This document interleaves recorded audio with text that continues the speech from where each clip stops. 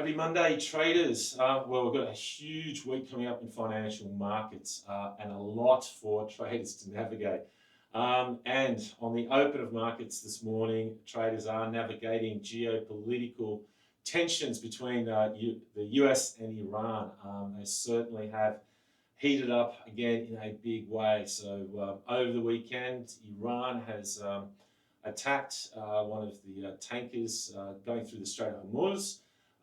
And the US has retaliated in a big way by a big bombing campaign. They've hit apparently 300 plus targets.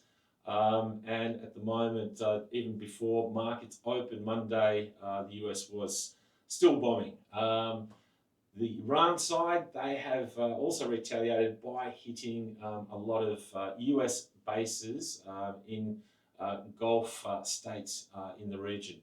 So look, it is a mess at the moment. Also, Iran has come back and said that the Strait of Hormuz is closed. They don't want to negotiate with Trump anymore. And yes, using the word mess is definitely appropriate.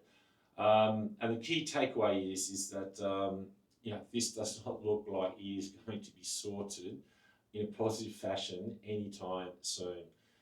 So what does that mean for the markets, especially the key market, crude oil? So yes, the fact that it looks like the Strait of Hormuz is either closed or it's going to be severely disrupted again. We've seen crude oil gap open higher, so it's gapped open by 3% at the moment. And last week's high that we saw on these renewed tensions was up towards $76. We're trading sort of around about 74 at the moment. So the short-term targets, top side is definitely that $76 high from last week. If we do break that, I'd imagine that that's obviously going to be bullish. And the next target above that's obviously up towards $80. Look, we have been suggesting for quite some time that this recent sell-off in oil maybe has gone too far, and certainly not to chase it. Fresh short down towards $70.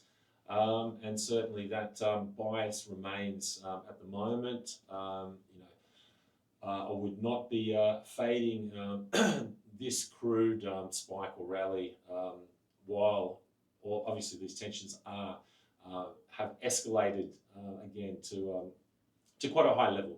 So anyway, crude higher, gap open higher, and obviously that has taken risk lower on the open. So for US equities, NASDAQ, S&P, they're down about 0.5% at the moment. They finished Friday up about 0.5%. So net, really since Friday, we really haven't done a lot. US equities also have done a fantastic job in ignoring a lot of this US and Iran tensions. But in any case, look, they are trading a touch lower. For US equities, though, second quarter corporate earnings season does start this week, so that's going to be a big focus for those equity markets, and especially when we get the big tech companies' earnings results. As far as the US dollar is concerned, we are seeing the US dollar higher, DXY is back above 101, dollar yen's back above 162, so we are seeing that safe haven bid for the USD. And as far as precious metals and gold is concerned, that closed above 141 even, and now that is trading lower. It has had a very strong correlation, higher crude, lower gold. So no doubt if we see crude oil continue higher, it's going to keep weighing on gold as well. So anyway, look, it is still early trading at the moment. We haven't seen the bond market open yet. But US 2 yields last week, I had a quite elevated close, 4.2%, and 10s also elevated above 4.5%, around about 4.55%.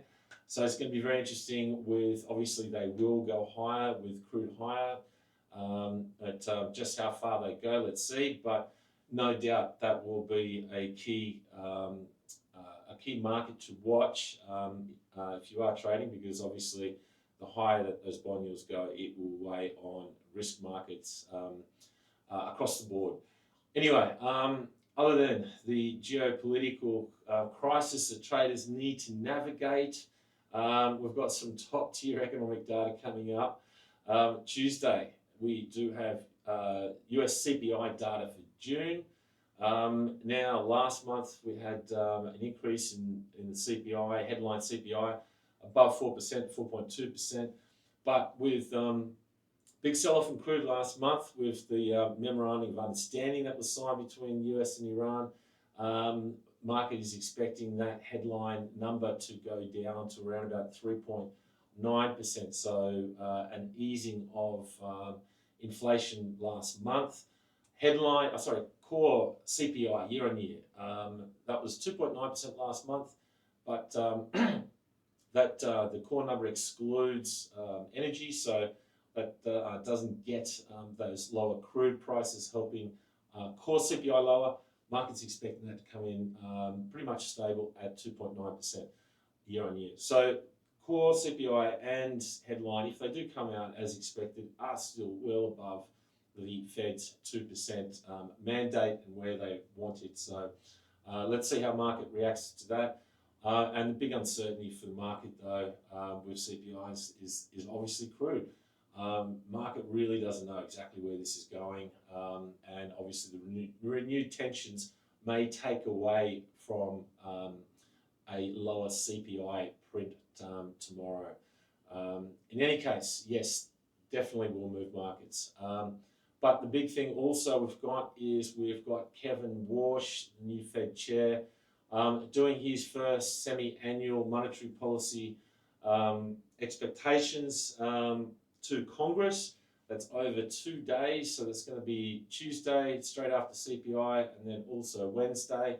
And this is quite big because this is going to be the first time that we really hear at length from Kevin Warsh. He was hawkish at his first Fed meeting, and one of the key takeaways was that he said that the Fed has not achieved its inflation goal for 5 years, not good enough.